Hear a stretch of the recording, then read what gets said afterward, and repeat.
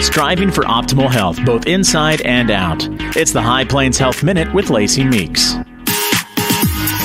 Over the last several episodes of the High Plains Health Minute with Lacey, Keith Meeks, Barwell Family Healthcare, Amarillo Family Healthcare, we've talked about your weight. We've talked about the fact that maybe you're feeling a little bit big for your clothes, that things are fitting a little bit tight. We've talked about diet and exercise a few episodes ago. We talked about stress on the last episode. I know from personal experience that you guys specialize, you guys research, you guys do a really good job of helping patients achieve weight loss goals. Again, I know from experience, from the biggest foodie out there to someone who just struggles day to day, how does someone start down the path to real weight loss, sustained weight loss? I would always say to my patients or to anybody out there who's interested in weight loss, your head has to be in the game first and foremost.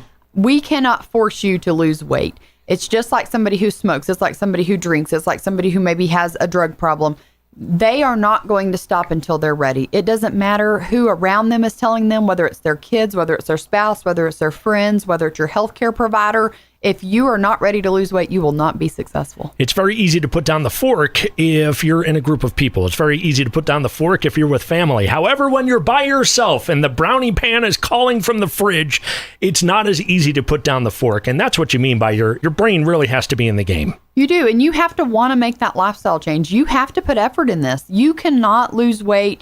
You can't walk in our clinic and just lose weight by signing up. It's just not going to work. You have to be accountable. You have to write things down. Yes, you have to get the scale out and weigh that meat when you're done cooking it. Because what looks like 4 ounces of meat to you is probably 7 or 8 ounces of meat. And now your calorie count has doubled. So you have to be accountable. You have to help us help you. We talked in episode 9 of the High Plains Health Minute about obesity, and we talked about portion sizes and how we have gradually gone larger and larger and larger to where that has become the norm. And you're right. So you may look at a cheeseburger and say, well, that's a pretty small cheeseburger. But in comparable standards, no, it's really not. You're actually eating your day's worth of calories. Or a week's worth of calories at some of these big restaurants who are now putting onion rings and macaroni and cheese on their hamburgers. You're getting a week's worth of calories in one Some of those burgers have 3,000 and 4,000 calories. It's almost comical. We go into restaurants and we start looking instantly at how many calories meals have. And we find one or two here and there, and we're going 4,000 calories. Holy cow, I'm done for 2 days. And that's in one sitting. That's it. Yeah. And if you need something eye-opening, go to the Cheesecake Factory in Lubbock and open the cheesecake menu, and every piece of cheesecake now has the calorie count beside it. You will not find one under 900 calories. Well, before we steer back, let me ask you about that. Are you saying never have a slice of cheesecake, or are you saying no? That what she's saying is that she goes to the Cheesecake Factory is why she knows all these calorie counts. Because this is true. I used to always order the red velvet cheesecake, but it's 1,300 calories. So now I choose the 900 calorie one, and usually we now split it now that we know that the calories there. So no, it cannot be that you have to be restricted for the rest of your life because you're not going to be successful. Right. And honestly, I think what you just said, if you get that and split it, once you've gotten that taste, you've satiated that craving, you don't need the other 4 pounds of it. That's the rule. Taste everything, eat nothing. That's how you lose weight. Well, and I used to go buy a slice, eat a slice at the Cheesecake Factory and take a slice home. Well, I don't do that anymore because I'm going to eat that slice at home and there's way too many calories in it. Sure. So you also have to think about, if I'm going to splurge, is it going to be worth it? Is this something I truly enjoy? Then do it, But remember, for me, I used to always say, well, I'll start on Monday. Well, if I screw up on this Monday or Tuesday, it's better to start the next meal to clean it back up, because between Monday to Monday, you may gain 5 pounds. That's exactly right. Yeah, it's always, and I've done it myself. If you're hanging out with us right now, you may have done it. Well, I'm going to start on Monday, and then by Monday night, you have that macaroni and cheeseburger, and you say, well, I'll just start next Monday. Or January 1st. It's here it is, always October, tomorrow. November, and we'll start January 1. Everybody's always about January the 1st. Right. Well, you have 9 weeks of holidays, or 10 weeks from Halloween to January the 1st. How many pounds are you going to gain in those 10 weeks? The average person gains 5 pounds during the holidays. Yeah. Look, that's 5 pounds that's tough to get off. It's not easy to take 5 pounds off. If you think it is, then just go do it. Sure. I mean, you wouldn't have a weight problem. You guys have said to me in the past, it may have taken you 40 years to put that much weight on. You're not going to lose all of that weight in a week. You're not going to lose all of that weight in even a month. It's going to take time as well. It's going to take lifestyle changes.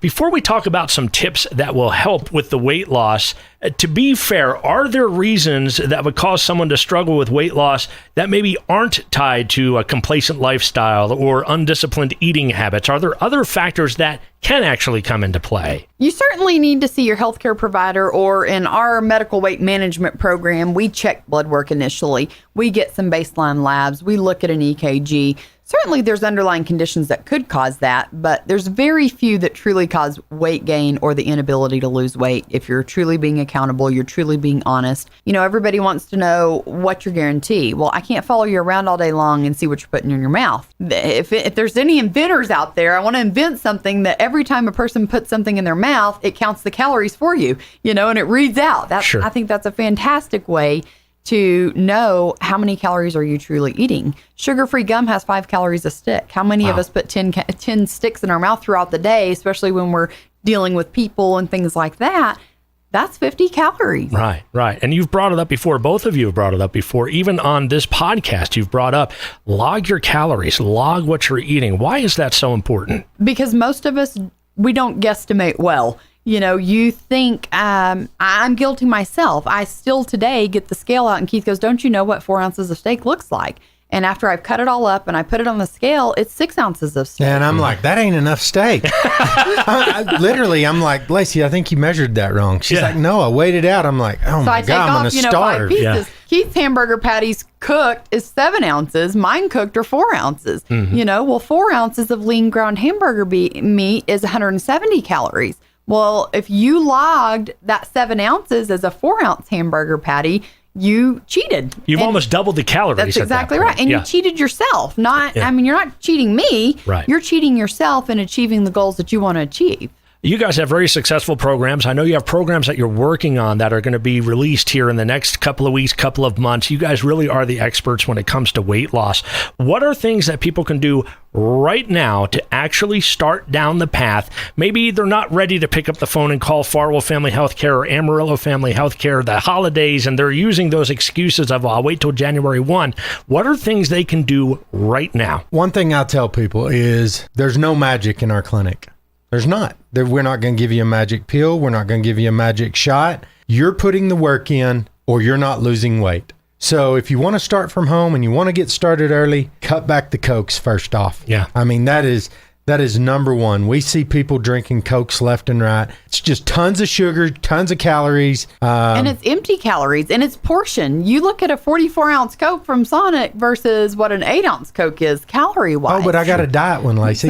Well, and you know, that is a problem. And I think that's a whole nother podcast of what do we do with artificial sweeteners. I once seen a study out that said that people who consume artificial sweeteners are on average 10 pounds heavier than somebody who would just drink real sugar. Now, I'm not encouraging that. Hear me out. But it is, for me, I always would rather eat my calories than drink my calories, Sure. whether that's alcohol, whether that's fruit juice. Oh, it's fruit, you know, it's fresh fruit. Or I have a lot of people who tell me, oh, I'm juicing. Okay, well, you're juicing, but how many pieces of fruit are you putting in there? You know, one banana is 39 carbs. So if you're putting a banana and strawberries and you know, we had a weight loss patient that was a family member, and she goes, well, I have a smoothie every morning for breakfast. That's healthy. Okay, what do you put in it? Strawberries, bananas, half a cup of pecans. Okay. You know, well, nuts are healthy, right? Yeah. They're healthy fat. Well, it's still about portion control. Half a cup of pecans was what, 400 calories? Yeah. Right. I mean, a fourth of a cup is about 170 calories of most nuts, but pecans are much higher in fat and calories. So that's one place of watching, you know, these smoothies and these shakes that are considered and marketed as healthy, the yogurts like we talked about in a previous podcast, granola bars. All of them suddenly add up quickly. You think you're eating healthy, but the reality is you're consuming, like you said, empty calories. Right. How important is water? How important is it to get a certain amount of water intake every day? Water is so important for not just curbing your appetite and for weight loss, but for your skin, for your bowels, for your bladder. I mean, there's kidneys. There are so many things that water is important. Obviously, there's health conditions out there that if you have congestive heart failure, maybe you're on fluid restriction. That's not what this is about. This is about the normal, healthy person who's trying to lose weight, who's trying to get healthier. Yes, you need to drink more water. And okay, can we put a number on it? How much water should you be drinking in a day to achieve a better, healthy lifestyle? The normal thing for us to tell people is half of your body weight in ounces of water a day. Yeah, if you weigh 200 pounds, 100 ounces of water. And That's almost a gallon.